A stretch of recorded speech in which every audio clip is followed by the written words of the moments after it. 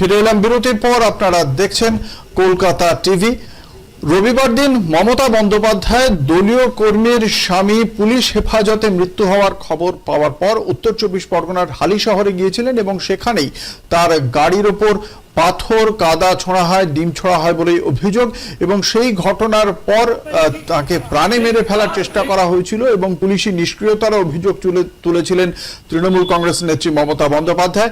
আজকে সেই ঘটনার প্রতিবাদে বিধানসভা চত্বরে প্রতিবাদ মিছিল করা হয় শোভনদেব চট্টোপাধ্যায়, কুণাল ঘোষের নেতৃত্বে। এবং সেখানে দেখতে পাওয়া গেল ঋতব্রতপন্থী 3 বিধায়ককে। কারা সেই 3 বিধায়ক, কেন তারা যোগ দিয়েছিলেন কালীঘাটপন্থী তৃণমূল কংগ্রেসের মিছিলে, এই ঘটনা সম্পর্কে রাজনৈতিক বিশ্লেষকরাই বা কি বলছেন, বিশদে জানবো। আমাদের সঙ্গে রয়েছেন আমাদের পলিটিক্যাল এডিটর আশিস চট্টোপাধ্যায়। আশিস দা, কিভাবে দেখছেন এই ঘটনাকে? এই 3 বিধায়ক কারা, কেন তারা জয়েন করেছিলেন কুণাল ঘোষদের মিছিলে, কি বলছেন? দেখো, প্রথমেই এটা বলে নেওয়া দরকার যে রাজ্যের 15 বছরের মুখ্যমন্ত্রী 2-3 মাস হলে তিনি প্রাক্তন হয়েছেন।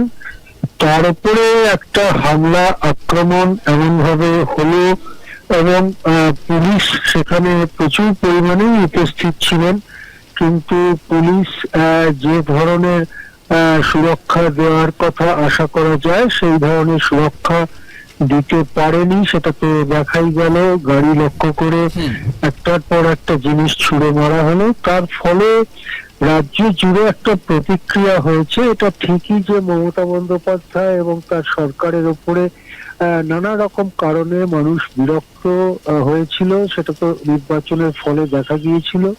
কিন্তু এই ঘটনাটাকে আবার কোনো শিবিরই, বিরোধী শিবিরের অন্যান্য পার্টিগুলো তারা মেনে নিতে পারেনি। কিছুটা পরিস্থিতি সামাল দিতে আজকে সকালেই বর্তমান মুখ্যমন্ত্রী শুভেন্দু অধিকারী সেখানে গিয়েছেন এবং বেশ কয়েকটি ঘোষণা করেছেন, যেমন পুলিশ অফিসারকে ক্লোজ করা ইত্যাদি। ওই পরিবারকেও সাহায্যের নানা কথা বলেছেন, কিন্তু তাতে যে পরিস্থিতি সামলানো যাচ্ছে না সেটা আজকে বিধানসভা চত্বরে দেখা গেল। বিশেষ করে এই তৌসিফ রহমান এবং আব্দুল খালেক মোল্লা, এরা যেসব জায়গা থেকে নির্বাচিত হয়েছেন সেখানে বিপুল পরিমাণ সংখ্যালঘু মানুষ থাকেন। বিভাস সরকার বারুইপুরের এমএলএ, সেখানেও বারুইপুর পূর্বের এমএলএ, সেখানেও বিপুল পরিমাণে সংখ্যালঘু মানুষ থাকেন। এদের এলাকার থেকেই একটা চাপ তৈরি হচ্ছিল এই এমএলএদের ওপরে, কেননা সবাই এটা বুঝতে পারছিলেন যে ঋতব্রত শিবির আসলে বিজেপি পরিচালিতই একটি বিরোধী দল।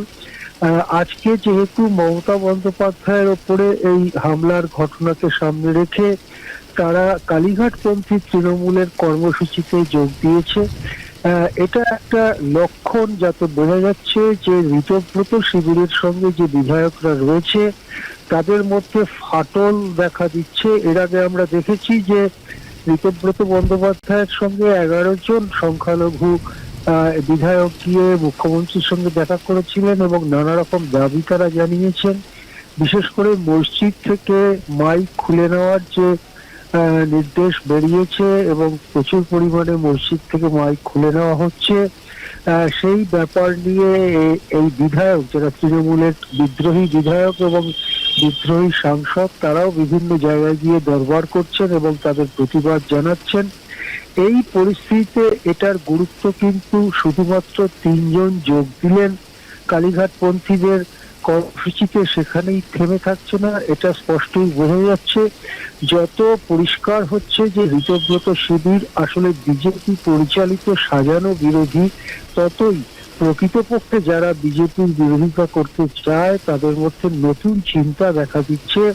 সংসদেও আমরা যেমন দেখেছি যে 3 জন সংখ্যালঘু সাংসদ যারা এনসিপিআই-তে যোগ দিয়েছেন তারা আবার স্পষ্ট বলে দিয়েছেন আমরা এনডিএ কেও নেই, আমরা বিজেপিতেও যাচ্ছি না।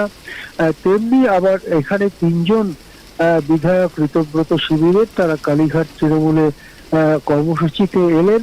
সব মিলিয়ে কিন্তু বিরোধী রাজনীতির যে পরিসর, সেই পরিসরে নানান চোরা স্রোত এবং নানান ধরনের ঘটনা ঘটছে, সেদিকে আমাদের নজর রাখতে হবে। ধন্যবাদ। আমাদের সঙ্গে ছিলেন আমাদের পলিটিক্যাল এডিটর আশিস চট্টোপাধ্যায়।